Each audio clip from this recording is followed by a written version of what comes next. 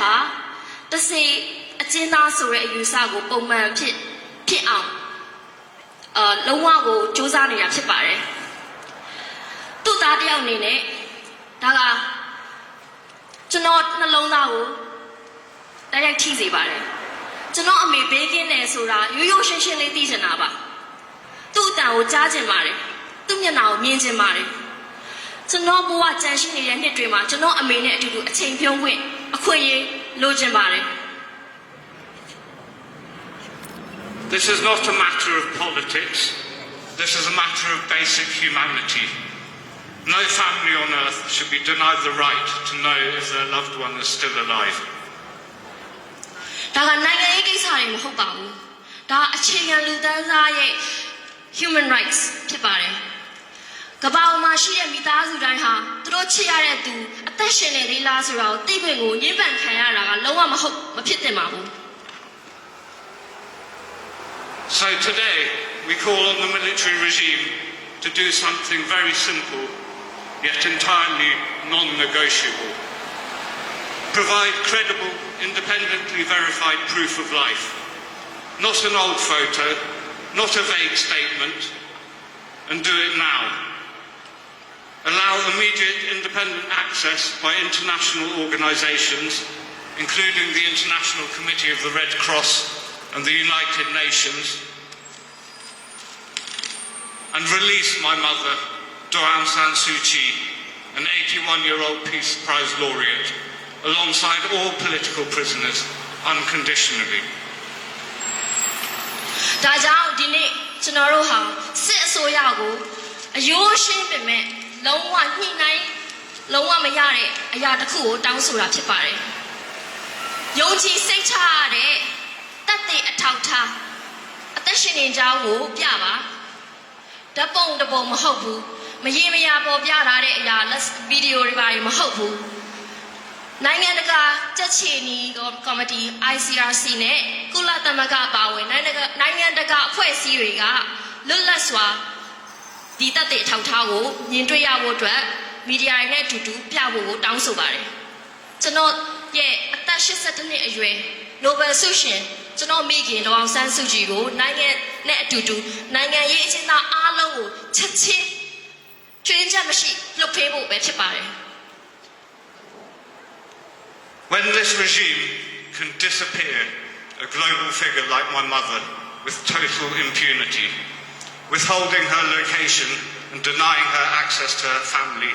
her legal counsel and her doctors, it shatters the protective shield of visibility for the thousands of other political prisoners in Burma who dare to stand for democracy. ဒီစစ်ဆိုရကျွန်တော်မိခင်လို့ကမ္ဘာလုံးဆိုင်ရာပုဂ္ဂိုလ်တယောက်ကိုလုံးဝကင်းလွတ်ခွင့်နဲ့ကြောက်ွယ်သွားပြီးဆိုတဲ့နိုင်ငံသူမရဲ့ရက်တီမှုကိုဖုံးကွယ်ထားတာဖြစ်ပြီးတော့မိသားစုနဲ့တွေ့ခွင့်မပေးတာတွေသူမရဲ့ဆရာဝန်တွေနဲ့တွေ့မပေးတာတွေကိုညှင်းပယ်တာတွေကဒီမိုကရေစီအတွက်ရက်တီရဲတဲ့မြန်မာနိုင်ငံကတခြားနိုင်ငံအကျဉ်းသားထောင်ပါများစွာအတွက်ထပ်ပို့ပြီးတော့ဆိုးဝါးတဲ့အရာတစ်ခုဖြစ်ပါတယ်ဒီဟာကိုစစ်အစိုးရနေပြီးတော့ဒီလူသားချင်းဆိုင်ရာ human rights ကိုလုံးဝချိုးဖျက်နေတာဖြစ်ပါတယ် In this enforced darkness,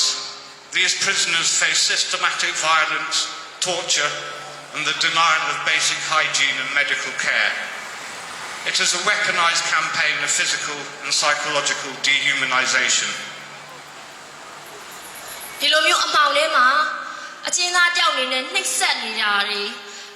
လုံးဝတန်ရှင်းမှုတွေအခြေခံတန်ရှင်းမှုတွေဆေးဘက်ဆိုင်ရာတွေကိုစောင့်ရှောက်မှုတွေကိုညှင်းပယ်ထားတာကဒီဟာကလူသားဆန်မှုကင်းမဲ့တဲ့လက်နက်လှုပ်ရှားမှုလို့တော့ပြောလို့ရပါတယ် To demand Meme's visibility is to demand that the world also finally looks into the eyes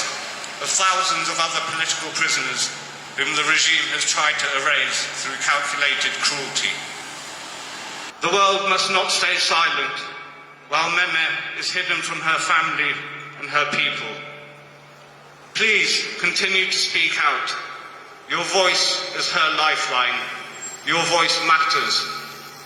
Freedom for Meme, freedom for all. Jesu Timbade.